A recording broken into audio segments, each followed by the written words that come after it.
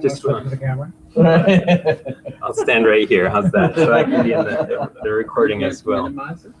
Oh, actually, I can. I will. Once I introduced you. So thank you for coming. We might get some more people trickling in. We're very excited about this panel. It's our first kind of panel event where we have multiple experts to discuss with us this issue of religion and health in an international and multicultural setting. And I just wanted to give a brief bio of each of our panelists and then introduce the questions that I've asked them to address. They'll each have about 10 or 12 minutes to talk about those things. And then it'll be open for you to ask questions and just be a very open conversation and discussion on this topic. So first, we have Dr. Gary Harper. He's professor of the Department of Health Behavior and Health Education in the School of Public Health. He's a member of the Behavioral Leadership Group within the National Institutes of Health Adolescent Medicine Trials Network for HIV/AIDS interventions, and a former member of the NIH's Office on AIDS Research Advisory Council. Dr. Harper's research and community work have focused on the health promotion needs of adolescents who experience varying degrees of oppression and marginalization, especially gay, bisexual, male youth, and youth of color, with a focus on giving voice to the social justice needs of young people. For more than 20 years, Dr. Harper has worked collaboratively with community agencies and community members to develop and evaluate a range of culturally and developmentally appropriate sexual health promotion HIV prevention programs for youth, both in the US and in Kenya. Then we have Dr. Joseph Gahn. He is an associate professor of psychology and American culture, Native American studies at the University of Michigan. In his interdisciplinary scholarship, Dr. Gahn examines cultural influences on mental health status, as well as the intersection of evidence-based practice and cultural competence in mental health services. A citizen of the Gros-Ventre tribal nation of Montana, he has investigated these issues through collaborative research partnerships in both reservation and urban American Indian communities. Dr. Gahn has published more than 50 articles and chapters exploring the cultural psychology of self, identity, personhood, and social relations in indigenous community settings vis-a-vis the mental health professions, with particular attention to therapeutic interventions such as psychotherapy and traditional healing. In 2007, Dr. Gahn was elected to the board of directors of the National First Nations Behavioral Health Association, and he remains an international collaborator for Canada's Network for Aboriginal Mental Health Research. And we have Michael Rozier, who's after graduating with a degree in chemistry from St. Louis University, Michael entered the Jesuits, an order of the Roman Catholic priests. He was ordained this past June after 11 years of training. Over those 11 years, he studied philosophy at the University of Toronto, international health at Johns Hopkins, and moral theology at Boston College. He has lived and worked throughout Latin America. For 3 years, he taught global health and public health ethics at St. Louis University and directed the School of Public Health's new undergraduate degree programs. His research interests fall somewhere at the intersection of ethics, public health, and health management. Currently, he's a PhD student in the Health Management and Policy program here at the School of Public Health. So if you'll welcome me, or join with me in welcoming them. Nice to meet you. That came out wrong, but and we're grateful for you to be here. And here are the questions that I asked before I turn the time over to each of you for them to consider. The first one was, how have religion and spirituality shaped the health of the different communities and cultures with whom they have worked? The second is, how have you used religion and spirituality as a pathway into communities or a way to connect with communities in order to be able to study or develop interventions pertaining to health, the health of these communities? And then the third is just any other thoughts that they might have about the intersection or role of spirituality, religion, and health in the cultures and communities where they've worked. So the time is now yours. So we'll start with Gary, if that's okay. Sure. And we'll just go on from there. Okay, great. And if I talk too much, just tell me when to shut up. And I'll shut up. So I wanted to talk a little bit about both the work that I've done in Kenya. I've been working in Kenya since 2004, and all my work in Kenya is focused on either HIV prevention or working with young people who are living with HIV. And there I've been actually working with the Catholic Church since 2005, doing a nationwide school-based HIV prevention program, and also work with a number of smaller nonprofits. So I'll talk a little bit about that. And then domestically, my work here has been working with youth, mostly youth of color and gay, lesbian, bisexual youth, and now transgender and gender nonconforming youth. And so I'll talk a little bit about that work, but a little bit more probably about the Kenyan work. So just to give you a little bit of context about the role that religion plays in Kenya, Kenya is, as a country, is a very religious country, in the sense that the national statistics show that about 45% are Christian Protestant, about 33% are Roman Catholic, about 10% are Islam, and then about 10% indigenous religions, and about 2% other. And one thing that you see in working in the country is that formal religion permeates everything that you do in the country. If you aren't working with religious groups, it's very hard to get anything to happen. And so, very different than the separation of church and state that we supposedly have in the US. There's no even attempt to separate the two.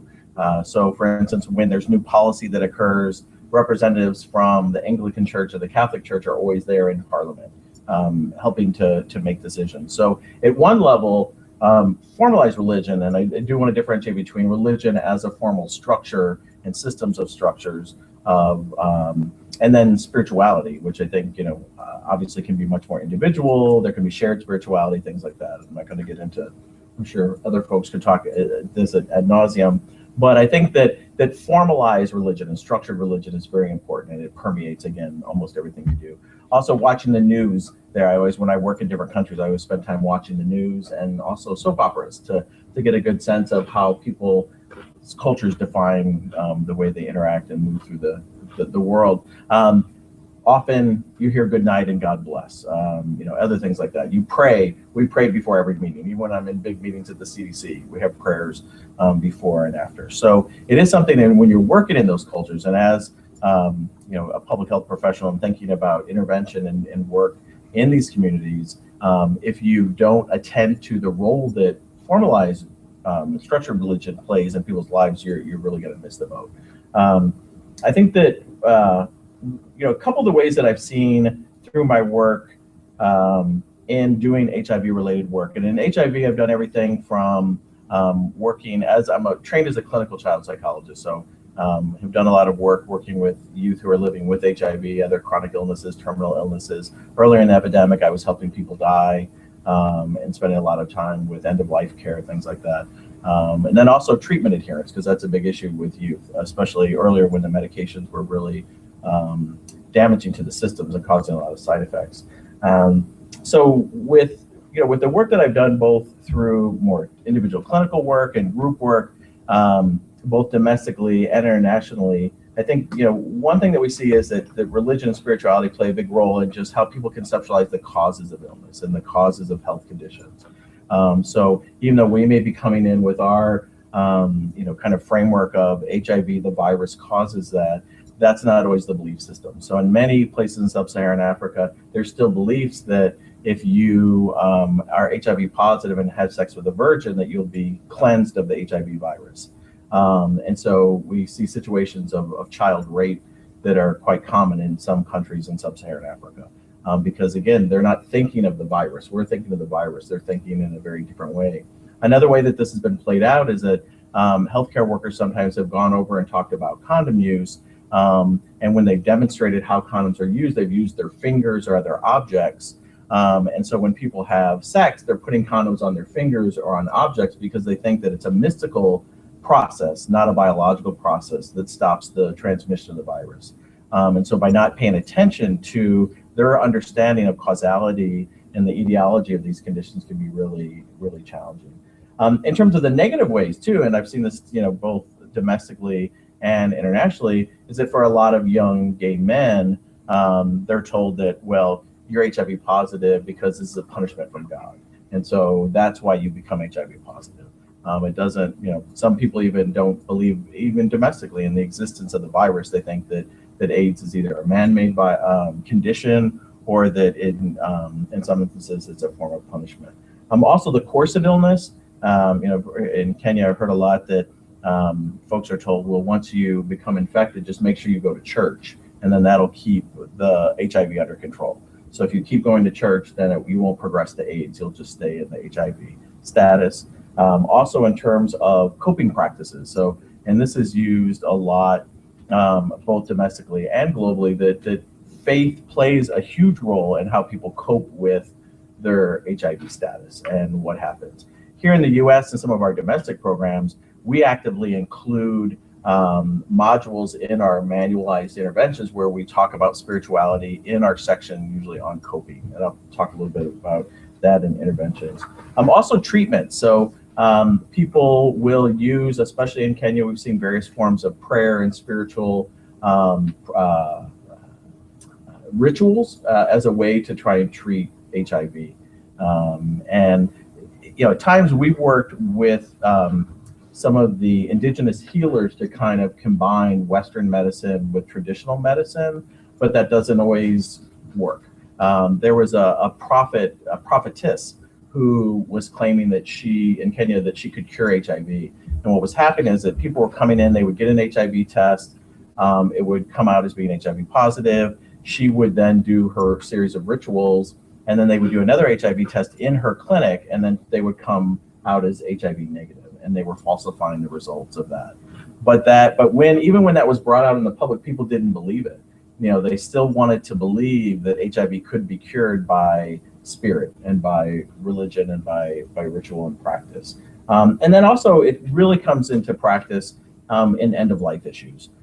So again, domestically, earlier in the epidemic, a lot of the work I was doing was helping with end-of-life issues. We don't see that as much now, but that's still the case in sub-Saharan Africa. We're still helping families, individuals cope with that. And that's a place that's been very interesting. Just when I was doing more clinical work, when it came to end-of-life issues, that's when the MDs would just kind of, say, okay, we're out, and then turn it over to the psychologists and the social workers and to the faith community and say, no, it's this is your job now. Go, fix them or do what you need to do because we're done. And so in the HIV field, again, that's another place where I see that plays a great role in how people deal with coming to terms with the end of their life as they are getting sicker and sicker from HIV.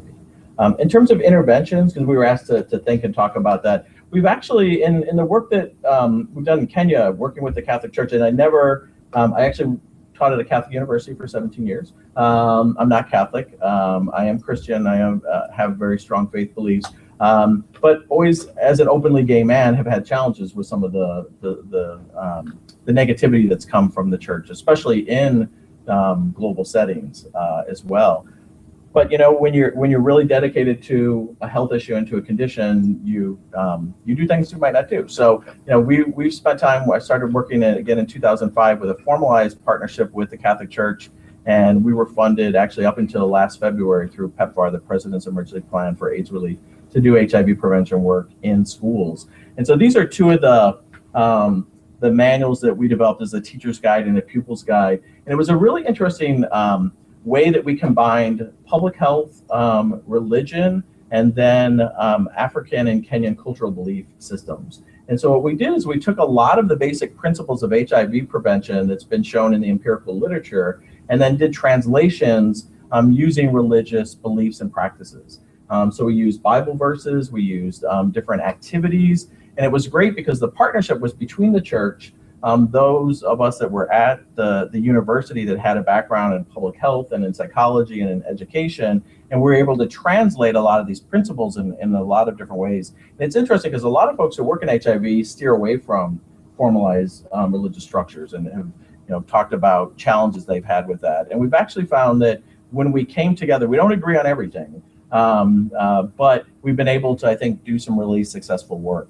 So, some of the basic messages that you see in some HIV prevention principles, for one, is like promoting general self-esteem and confidence or understanding the value kind of human life.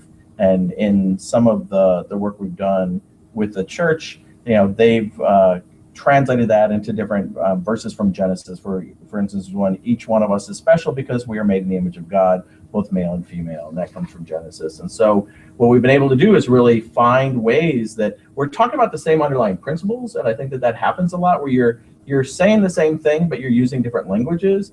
And because there's been a historical maybe disconnect or historical lack of cooperation between the religious and spiritual communities and some especially activist AIDS communities, they're not coming together. And so we've been able to do that in, I think, a very successful way. The program now has been, it's actually been adopted by the kind of national entity within the country of Kenya that it's called NASCOP. It's the National AIDS and STD Control Council. And so what they do is they have to approve any programs that are used on a national basis. And so it's actually only one of two programs that are approved to be used on a national basis. And at one point there were challenges with another program because they were actually talking about condoms with young children, which culturally you just cannot do with, they were doing it with like 11-year-olds. And so they were actually thrown out of the country. And this was the only program that was allowed to be in any schools, Catholic schools and non-Catholic schools. The thing is that in Kenya, 40% of primary schools are owned and run by the Catholic Church. Even some of the ones that are run by the Catholic Church still may have a majority Muslim population. And the church works really well with the Muslim community to integrate elements of Catholicism with the Muslim religion as well. So it's been really effective. And just real quick then, some of the domestic work that we've done in terms of public health interventions. I worked to develop a lot of manualized interventions that we use both for youth that are at risk for HIV, but then those that are living with HIV.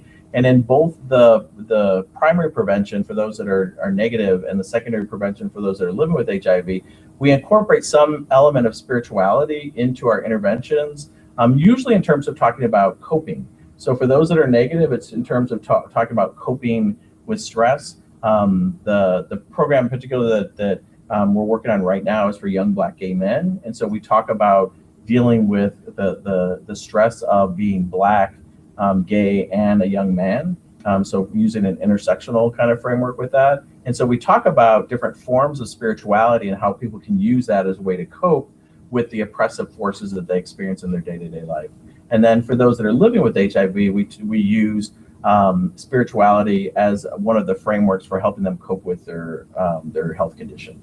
So ways in which they can use spirituality to assist them in coming to terms with their diagnosis, ways they can use spirituality in terms of helping them to stay adherent to their medication. And so for those too that are experiencing some different opportunistic infections or different more serious health conditions, also using their spirituality in a way to deal with some medical difficult conditions that they may have to deal with in hospital settings and a place like that. So we've been able to really use it in different ways and in places where people wouldn't think that we would, especially, again, with HIV, with young Black gay men, there's been a lot written about the role that the Black church could be playing in HIV prevention and the ways in which it hasn't been kind of fulfilling its role as much as it could. And I know when we started doing some of this work, some folks are like, no, you can't talk about spirituality in the context of this. But when we did all of our initial ethnographic work working with young men, they're like, you have to talk about spirituality with this, because this is our life and it is part of it. And even if the church kicked us out, it's still ingrained in who we are and in our community. So we have to honor that and we have to respect that, but do it in a way that is not oppressive and is not leading to more stigmatization. So I'll stop there. Just check the time here. I will do my best to stay within the 10 to 12 minutes here. As you heard, I'm a psychologist by training. I'm trained clinically. I identify strongly as a cultural psychologist. And the kind of psychology I end up doing is often looks a lot like community psychology. So I wear different hats depending on what particular role I'm in. But my main interest is the intersection of culture and mental health in American Indian communities. Because American Indian communities represent interesting, I think, representative sets of issues that research in this area can then generalize to lots of other instances where the similarities overlap. In 10 to 12 minutes, I can't really do justice to this, so I'm just going to provide you kind of an overview. And then if you want to follow up on particular stuff in detail, we can do that maybe in the discussion. So first you have to know something about Indian country, as it's sometimes referred to. In the United States, for example, there are 2.5 million members of federally recognized tribal nations. There are lots more Americans who identify as Indian who may or may not have Indian ancestry in doing so. But really, when I'm talking about Indians for purposes of this talk, it's really people who are citizens of tribal nations, which is a subclass of people who identify as Indians, say, in the U.S. Census. There are about 350 odd tribes in the United States, especially contiguous continental United States. You go up to Alaska, there are a couple hundred more Alaska Native corporations, sort of a different history, but if you think of tribes, a few hundred. And these tribes are semi-sovereign polities. They're political communities that are recognized basically through a history of treaty making between the United States and tribal groups for purposes of exchanging land for other kinds of reasons. And what that means is there's a very complex body of Indian law, federal Indian law, that has been interpreted to mean that tribal communities are utterly distinctive from any other polity in the United States. Semi-sovereign in the sense that there are some rights that tribes and tribal members have that no other Americans have. And it is true that in tribal communities of this kind, the United States Constitution does not apply, except insofar as the United States Congress has actively said that it does in this and that clause. So one example of that is that the Bill of Rights didn't apply to Indians. There are a lot of civil rights violations within Indian communities by Indians against other Indians. And so it was 1968 when the Indian Civil Rights Act was passed that extended most, but not all, of the Bill of Rights to Indian country. Now, one of the rights that is not extended to Indian country is the right for freedom of religion, because some tribal communities are sort of theocratic. Okay, so that's one thing to note about the religious status of Indian people. All of this is to say, in part, when it comes back to health issues, that we're talking about distinctive service ecology that arises from this unusual political status. And for purposes of today, let's just say that it results in administration of health services much more than you see anywhere else by Indians for Indians. So it means there's a lot of leverage and a lot of authority in ways that are not possible in mainstream health centers. Most importantly, I want to convey that American Indian communities really should be thought of as post-colonial communities, which is to say that there's some political implications for our history of conquest and then reservation captivity, all kinds of forms of exploitation, especially land theft. Land has been at the heart of it all really since Europeans arrived, leading to impoverishment, of course, and dependency on government. And all this throughout its history ends up being called again and again the Indian problem, which is now after conquest and after taking the land, you're left with these dependent populations that no one knows what to do with, and they're costing taxpayers who don't really want to pay for this. So a big effort to try and address this Indian problem is to assimilate Indian people into the American mainstream. That's different than African American history, for example, where African Americans were not thought possible to be assimilated into the majority, but Indians were, and there were campaigns of civilization undertaken with federal Indian policy, dedicated this for a good part of the U.S.'s history. Civilization in part meant becoming Christians. Traditional indigenous religious practices were suppressed legally, and also just by practice of reservation bureaucrats who are kind of like dictators in these settings. And coercive forms of Christianization, where the government would pay churches to come around schools or support them to be engaged in missionary style work on reservations. And so every reservation you go to has its history of its particular kinds of missionaries. There's lots of Catholic missionaries, of course, but there's Mormons and there's Episcopalians, and there's everywhere you go, you can know by the churches there who the historical missionary forces were. This means that religious freedom, under in quotes, is a big hot button issue in the new country. It really came to a head in the 1970s with the passage of the American Indian Religious Freedom Act, or AIRFA, which for the first time guaranteed that Indians can practice their religion without interference. Now, it gets questioned and challenged around peyote use, for example, within Native American church ceremonies, but nevertheless, there's at least a law in the books now that says you can't suppress Indian religion. It has to be allowed to be expressed. And in the 70s with the Red Power movement, in the wake of the Black Civil Rights movement, you had a return and celebration of traditional indigenous spirituality. Sometimes it was as imagined and romanticized as it was real, but in any case, it led to a wedding of these kinds of identities and practices with cultural identity more generally, such that Indian people, since the 70s in particular, of those generations have been really interested in looking back and reclaiming indigenous traditional forms of spirituality, whatever that means for today. So I just want to give you an overview of some of the projects I've done for 20 years. I guess it's almost been shocking to imagine that. I've worked in 5 to 8 different Indian communities, and there's not one example where spirituality was not absolutely essential to finding solutions around mental health issues and mental health problems.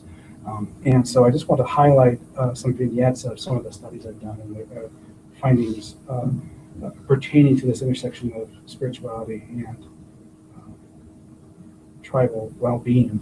My own home reservation in Montana is the Fort Belknap Reservation, and one of my early projects there was asking people about how they made sense of drinking and depression as a problem on the reservation, where they thought it came from, and how best to address it. And I talked to a grassroots traditionalist who's kind of an elder in becoming, who actually knew nothing about mental health per se, but as a traditionalist, I wanted to hear his opinion. And he conveyed to me what I refer to as a discourse of distress. It essentially said there were 4 historical epochs, prior to colonization, then after colonization, in which the main problem that's led to all of the ills of Indian country are that our ceremonial traditions were eradicated.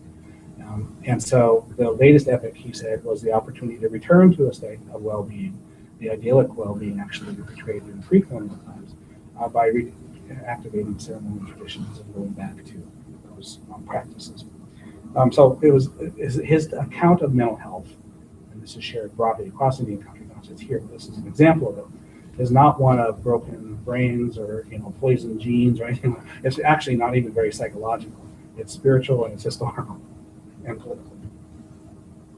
In the second project, I was in the province of Manitoba in Canada. So a little different politics up there, but they also, of course, had suppression of Aboriginal traditional spirituality, and a lot of the policies were quite similar.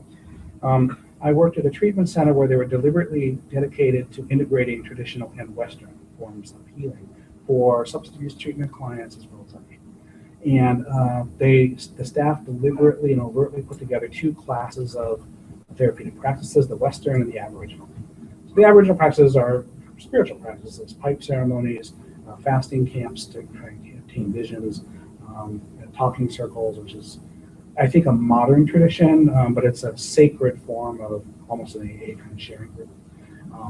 But so these Aboriginal traditions were clearly marked and recognized, kind of hand-native in some respects. They put them together with Western, what they called Western traditions, which were also all complementary and alternative.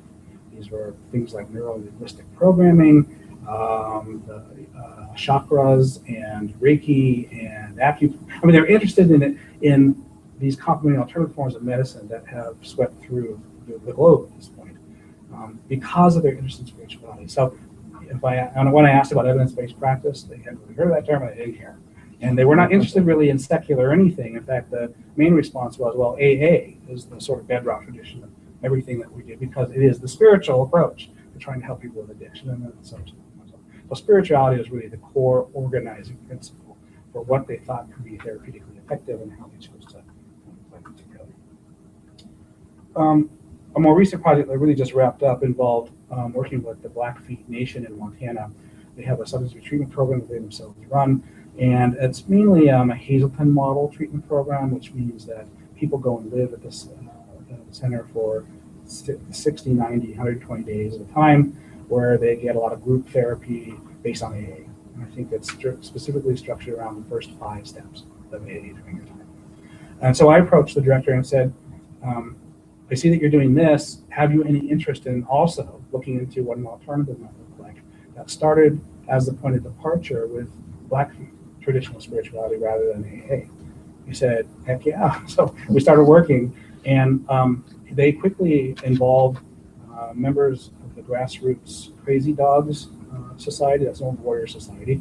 Now it's really a group of traditionalists who are dedicated to, as they say, revitalizing the old Blackfeet religion and And they distinguished the old Blackfeet religion from Pan-Indians, sweat lodge ceremonies, sun dances, and so on, which you'll find along the plains, as being really distinctively grounded in their bundle ceremonies and what they call yokon, which is sort of like a sun dance, but different origins.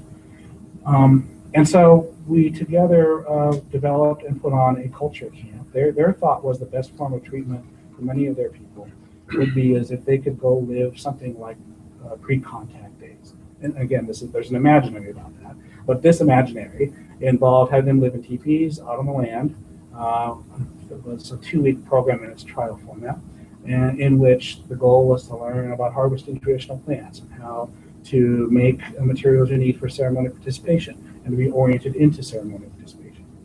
And so this alternative or alternative approach to really trying to dramatically and re-envision therapeutic help for someone with substance addiction looked nothing like what we think of as therapy in the West.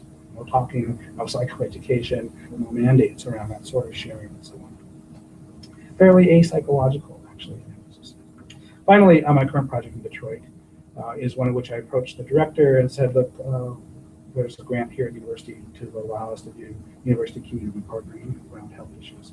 So what would you like to do? She said, well, we need to figure out how to incorporate traditional healing into the services that we provide our patients.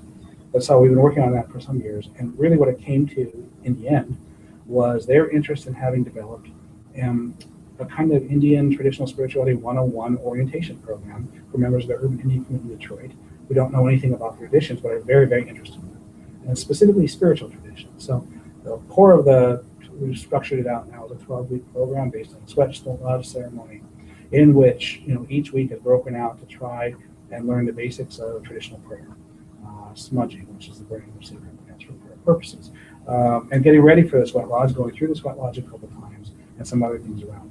Not very psychoeducational. There's one substance use component because substance use is seen as contradictory in most traditional spheres or incompatible with traditional practices like healing. So these are some of the projects we've done. You can see, I think that they're really quite integral.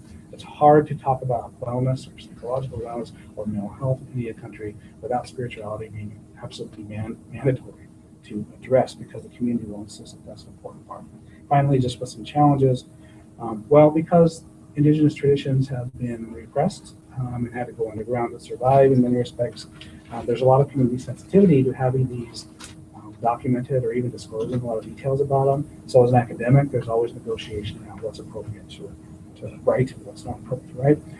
Of course, spirituality has blended over time. It's not like Indians have been in a vacuum for 150, 200, 200 years. Catholicism is everywhere in Indian country, as are other Christian religions. Lots and lots of Indians are Christians, which we'll say in a minute. So there are ways in which the Native American Church, for example, which does a peyote ritual, is heavily Christian too. So there's blended elements, and what counts as healing or is thought of as healing is always evolving. And so there's that to take stock of, because it isn't the same everywhere you go. There are dangers that are inherently associated with integrating traditional spiritual practices into health care settings. So whether it's the politicization of spirituality or the bureaucratization of tradition, when you bring a healer into a healthcare clinic, are they signing confidentiality forms? Do they have to be trained in confidentiality? What is their accountability relative to what they offer? Who's liable if something goes wrong? What if someone in a sweat lodge has a heart attack? So then you've got all this kind of stuff that happens in healthcare. It's handled in that way, having to be addressed in the context of this healing tradition that alters them to a degree. So those are big questions around that. Finally, there's persistent religious pluralism in Indian country. So even on Blackfeet or this group of crazy dogs, they are a minority of people, of Blackfeet people, who are looking to revitalize the old Blackfeet religion. Most people are Pan-Indian or Christian or something else. And of the Christian varieties, there are several of those, between Protestant Catholic, but also between charismatic kinds of Protestantism versus more established mainline denominations. So, some of the dilemmas I've seen in my work have been these treatment centers trying to navigate how do we reach a clientele that almost we as a staff are committed to spirituality being a central core, but whose spirituality and how is it going to be offered? And of course, what that means is, given the Indian interest in reclaiming the past, it's almost always traditional spirituality which is celebrated. But that shouldn't need to be so. In fact, you might make a case for Christian spirituality being more central to these things. some ideas. Thank you.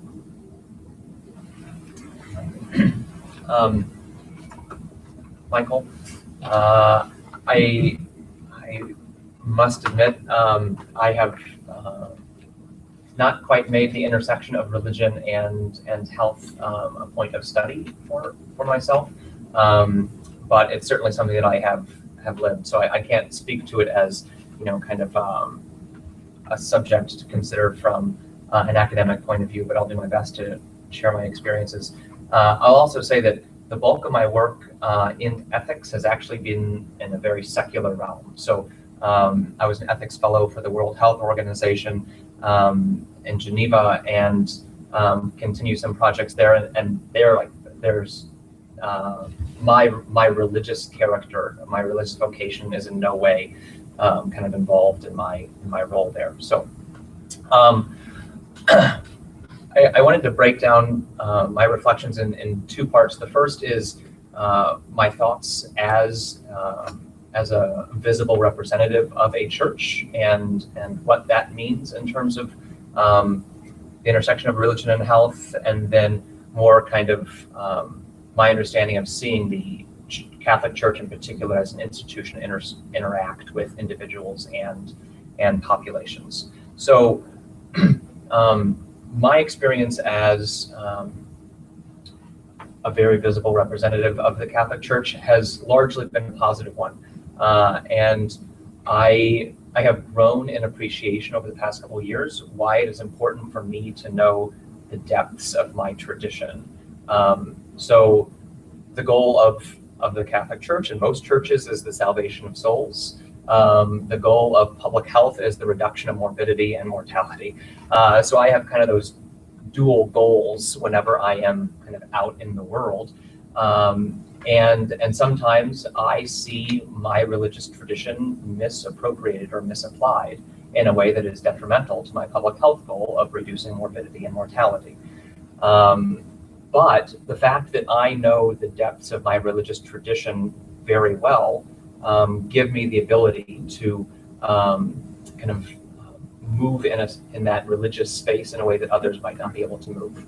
The way that I've seen the church and religion as an institution, kind of making that distinction between spirituality and religion. I'll speak specifically about religion here. I've seen it on an individual and collective way have both very positive and very negative impacts on people's health.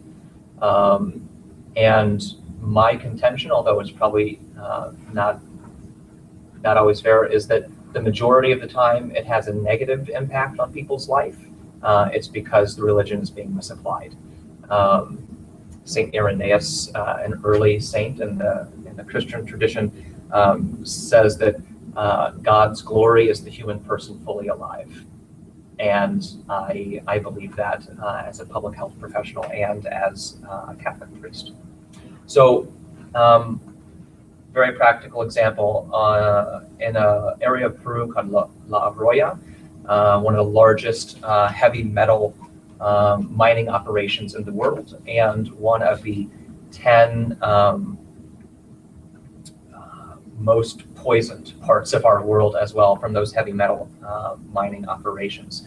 The government of Peru essentially blocked PAHO from doing anything. Their Ministry of Mining was much stronger than their Ministry of Health, and so the people in La Arroya were kind of at a loss. 1 in 3 of their kids had at least 9 times the acceptable levels of lead in their blood, and 1 in 5 of them had significant developmental disabilities. And yet the mining operation said, well, this isn't our fault. We don't know why this is happening.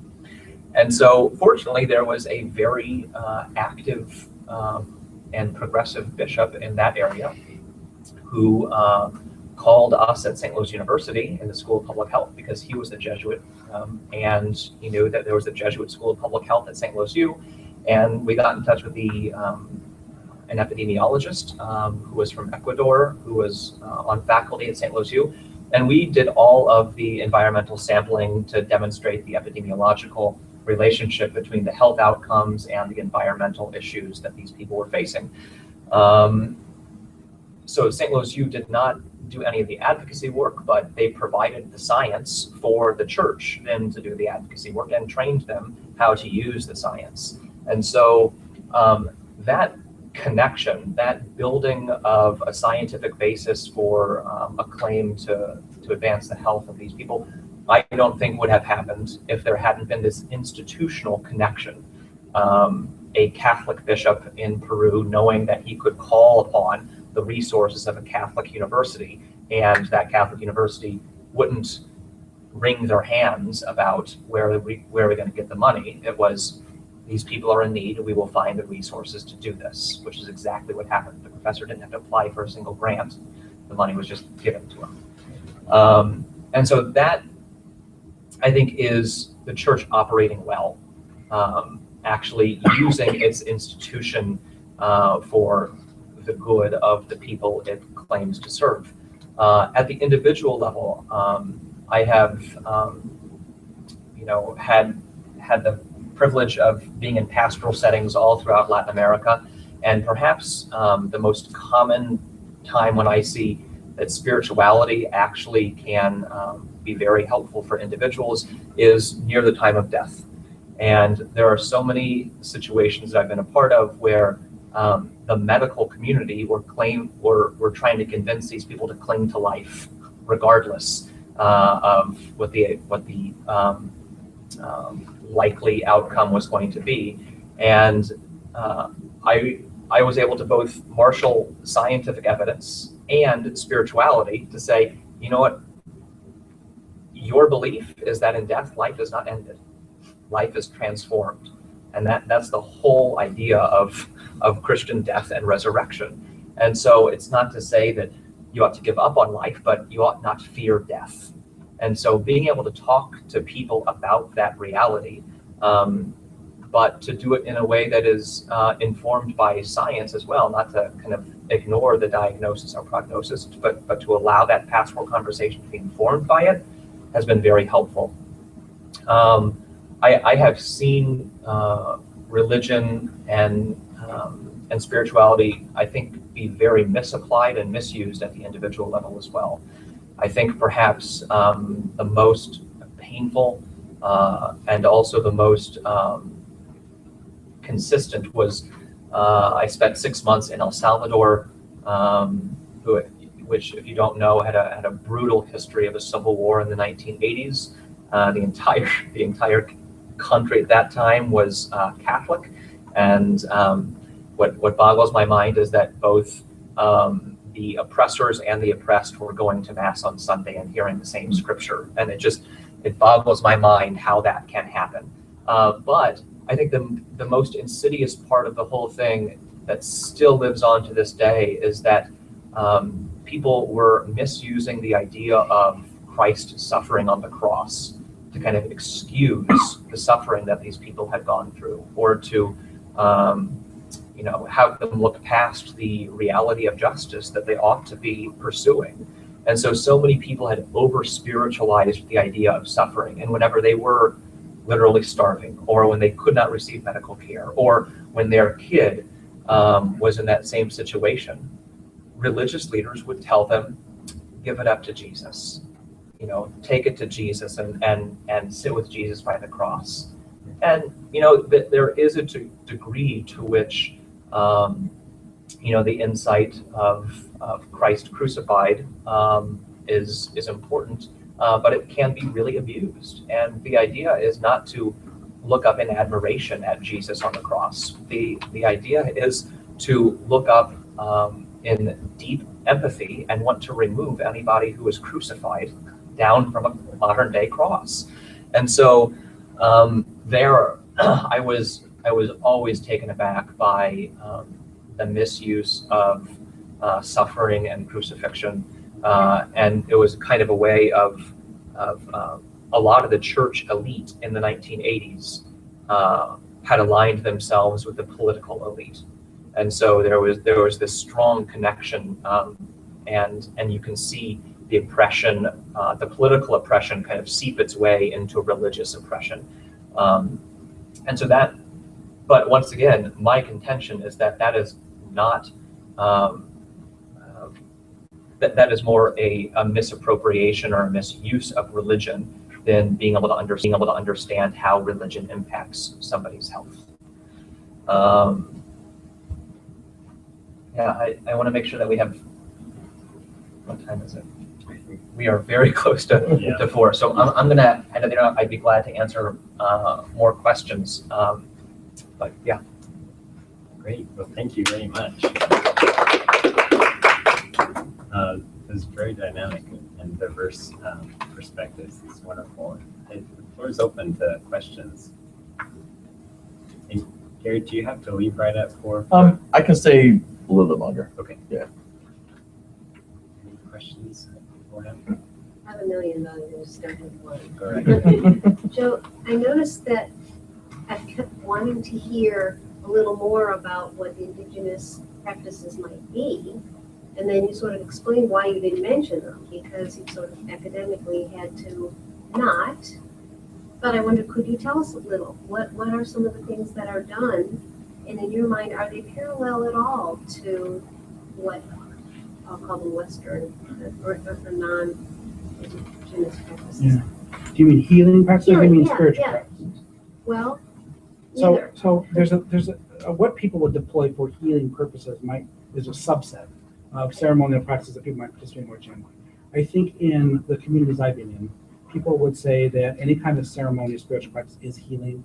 It has to do with ideas about circulation of life through ceremonial access, and life is enlivening, so it's good for you. And so that's in some ways the foundation for why spiritual practices is therapeutic. But for healing proper, for example, in the work I'm doing in Detroit, we did a period of consultation to figure out what healing practices would you incorporate even. And the staff there referred me to 8 healers. I think I went there. It ran the gamut from stuff like one elder was very enthusiastic about a workshop she had gone to learn about auricular acupuncture for substance dependence. And she had it all worked out. She'd been certified to train trainers. So she wanted to come in and train the health staff there to do auricular acupuncture. All right, that wasn't what we had in mind. About traditional spirituality, but that's what she was excited about. Other people had stuff that was a little more familiar in terms of their traditions, but that had already been practiced in medical settings. So they had like a physician style. We make appointments. We have a 15-minute session. You'll come in. I'll cast tobacco on a cloth. We'll pray, I will hold hands, the tobacco will speak to me, and I will, in some ways, channel or offer divination based on the spirit of the tobacco telling me about your life. And in some ways, it felt kind of counseling like after that. But some people will come, not necessarily for a healing proper of someone's condition, but so there's a distinction somewhere between doctoring and healing. But there are just ceremonies that happen, like a pipe ceremony. It's a pretty pan-Indian thing that goes on now, where you sit in a circle and a leader who has a pipe or carries a pipe and has a ritual associated with a pipe will put together a pipe and smoke tobacco and share the smoking of the tobacco and makes prayers and lots of other things. So these ceremonies, while people are reluctant to have them disclosed for the particular instance in which they might be harnessed, they're all written up in the anthropology books everywhere, so they're really not secret in really some sense. I mean, a given ceremony. But Jesuits been writing about them actually longer than anyone. So, I have a quick question. Well, actually, it might not be so quick to answer, but so when spirituality and religious beliefs come in direct conflict with health, of individuals or communities, or even maybe the interpretation of the traditions, how do we change that? Should we try to change that? If we see religious beliefs really being detrimental to an individual's or community's health, how do we approach that?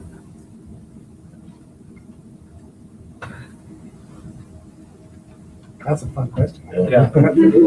We've actually, there's been some literature talking about this in the HIV field, and it's been talked more coming from culture, but then moving into religion. So, there are certain cultural practices, especially around sexuality, that can be dangerous and put people at greater risk. So for instance, women not having a voice or control in sexual situations. And if a man chooses to have unprotected sex, she has no say, within certain cultural contexts. So people have also talked about it in terms of religion too, that some religious practices, I think the most, common is around lack of condom use.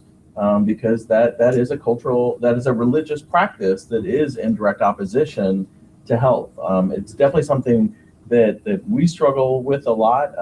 There's been a lot of conversation too around, because there's the whole issue of using a condom protect infection when you don't know the serostatus of other individuals. But then there's a whole situation where you have serodiscordant couples where that one person is HIV positive and another is not.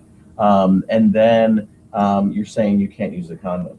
I mean, what happens a lot of times on the ground, in Kenya at least, is that we have a lot of priests that are promoting condom use, especially for serodiscordant couples. Because I've talked to a lot of, especially the younger priests, and they're like, we're dealing with reality here, and they, some of them will talk about, well, the Vatican is not reality. This is reality. And reality is we want the people in our parish to live. And so there are people who are challenging that. It's interesting when you're talking. I was thinking I talked to a priest out of New Orleans for a while when I was at DePaul about reconceptualizing what condoms are. So condoms as life preservation devices versus birth control devices. Because if you get down to what is the meaning behind that piece of latex? We socially construct it as it's a way to prohibit the sperm and the egg from uniting. But you could also reconceptualize it as it's a way to stop the HIV virus from passing to one human to another. So there is, I think, that you can look at how do we reconceptualize religious practice and spiritual practices that then are more in alignment with a health promotion framework and practice. But we definitely, I think in HIV we battle with that a lot. And I think that, my personal view is that sometimes we have to push the boundaries as much as we can, still staying respectful. I'm not going to come in with my white Eurocentric, kind of background and training and tell other people and communities and cultures you should wipe out or change your culture. But I think it's about partnership. So, often working in partnership and seeing how we can come together to maybe modify religious practices or to see ways that we can live and work together. I know when I was working more as a clinician at UCLA, I worked with a lot of immigrant families that had chronically intermittent kids, and we would work with a lot of the indigenous faith healers and then the medical practitioners, the social workers, and the psychologists all together as a team. And so we would try and incorporate a lot of practices together. And I think that's really where we need to go. And I think sometimes you do have to stand up and people need to challenge the systems and the structures because they are, in some instances, killing people. I hate to say that, but if you've got a serodiscordant couple and you're saying you cannot use a condom and you still want people to have sex for the purpose of reproduction or for love, you're advocating killing someone. And I think that's a problem. I would offer a couple reflections. The first, very much related to the idea that, at least in the Catholic Church, systematic theology is not always the same as pastoral theology. Mm-hmm. And so, and that is probably whispered about, but it is very widely accepted among the clergy that what I preach from the pulpit to 500 people is not very different, but can be manifestly different than what I talk about in a confessional with one person who is in desperate need of some kind of pastoral care. Now that doesn't solve the issue of what does the church as an institution do, which I think is a great question, or what ought public health professionals do when they don't bump up against an individual pastoral question, but a systematic theology question. And I think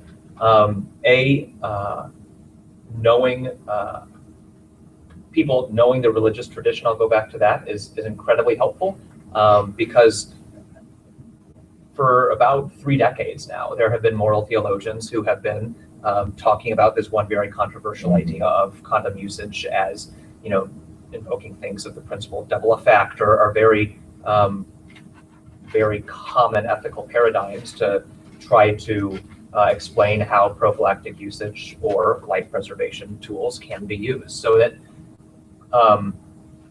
engaging the religious tradition, I think, to look for other opportunities. The other thing, 2 final points, is I also don't think that, just in the way that religion doesn't always get it right, I don't think health and medicine always get it right either.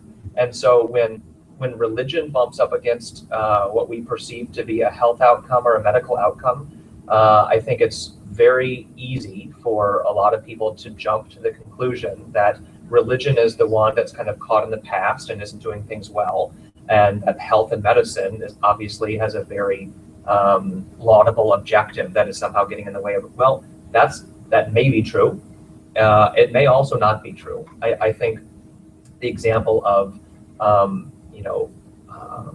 death and dying is one thing where the medical community gets it woefully wrong and the religious community gets it really right. So I think when they bump up against each other, some kind of like honest engagement where you don't assume that one side is right and the other side is wrong. I also think that if they are incommensurable, whatever the objectives or the ideals of one or the other are, that's the beauty of being able to discuss values. So we have values that compete with each other all the time, and we are constantly negotiating that both as individuals and as communities. And so I think it comes down to essentially a negotiation of values and a prioritization of values. And sometimes the value of advancing the health of an individual might be the value that ends up coming out on top, and the decision is made to do that. Sometimes there might be something more important to people than the health status of an individual, and then that value has won. But it's having an honest assessment of that, which is key, I think. I'll just add one other distinction in mental health in particular, which illuminates this, I think, in terms of how hard you should lean, I guess, is how I phrase it. There are conditions in health conditions, that exert whatever causal power they have, primarily because of the meaning we make of them. So if you think of mental health conditions like multiple personality disorder, for sure, we had an epidemic of that in the 1990s, for example, for cultural and societal reasons that have nothing whatever probably to do with people's biology in any constrained, channeled sense. Versus conditions like schizophrenia or autism. Now, we don't know what any of these conditions are, really. Okay, so that's the first thing. But the meaning we make of schizophrenia and autism doesn't really change or alter the experience and expression of that set of processes. So the meanings we make of HIV transmission aren't going to alter. They're sort of independent of the meanings we make. And if it's independent of the meanings we make, maybe there's good grounds to lean harder on promoting what we know about those things than there would be in places where it's all about the meaning we make. Say PTSD, say depression. There are forms of depression that are, you would say, look and say it's probably a brain disorder. But there are other forms of depression when people lose their jobs and they get divorced and whatever. It's so prevalent, and it's about the meaning people are making of their lives. And so recognizing that distinction anyway helps me a little bit, try to think about, well, how hard and heavy would I lean against resistance in the name of spirituality or culture or whatever, versus when is it okay to really work with? And you always have to work with it. But I mean, when can you choose to try and be very elastic versus become hard, rigid? Great. Well, it's 4:10. We wish we could have more time. I think if let's end now, but then if they can come and ask additional, you can come ask additional questions if you have them. So we'll just upper one thoughts. And thank you very much for coming.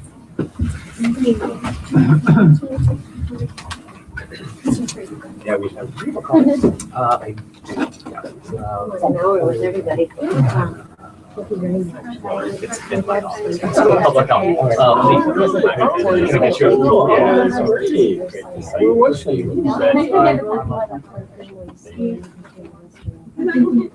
Oh, okay, yeah, I work in Kisumu, Okay, oh, yeah. in Western Kenya, yeah. So that's all in there. Yeah, that'd be great. Very cool.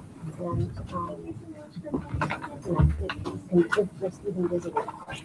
Oh, yeah, it is. So It much actually is. Yeah, I went there not expecting Thanks for your, to continue to work there, and Well, it's 10 years thank you. later. Thoughts or Yeah. experience? Yeah, I'm going there on Friday, Okay. yeah, Okay. I'm there, and I'll be there again I did my over spring break, and yeah. PhD. This trip, it's half an hour where we have to December zoom. for Yeah, American Indian health, and mainly focusing. if you have I think, on anything, yeah, because suicide. I'm going, I go And Friday, and then I'm going again over spring break, so I'll be there this trip 10 days, and then spring break will be. Okay. Yeah, very interesting. That's amazing. Well, this is pretty. Thank you very Yeah. much. Oh, yeah, no, if you ever want me to bring anything, because I go over there about 3 or 4 times a year. Yeah. Yeah. Yeah. This year, started last semester. We've done like, this is I think our 4th event. Because they're so diverse, but it It's was. been about the Yeah, it was normal really- size of the crowd that's come. And Oh, thanks. Yeah, they're Appreciate it. Oh, no problem. we've had After individuals give me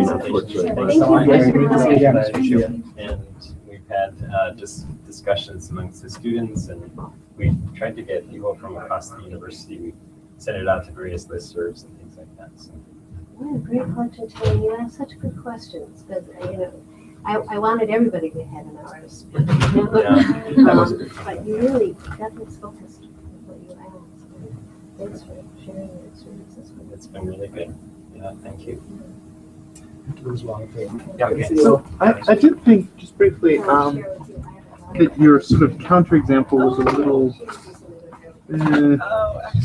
complicated in that, right? So it's What do I want to say? it's true that autism, to a large extent, unlike depression, is probably not socially Yeah, we're studying. but there is a huge amount of Okay. social Just model of disabilities Very good. going on